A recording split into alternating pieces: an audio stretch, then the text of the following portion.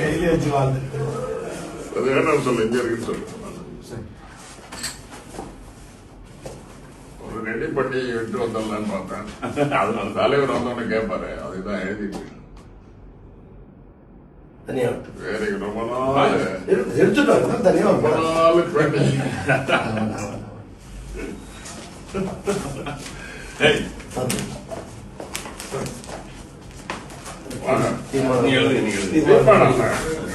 என்னென்ன பேசுறது அப்படின்னு பார்லிமெண்ட்ல பேசணும்.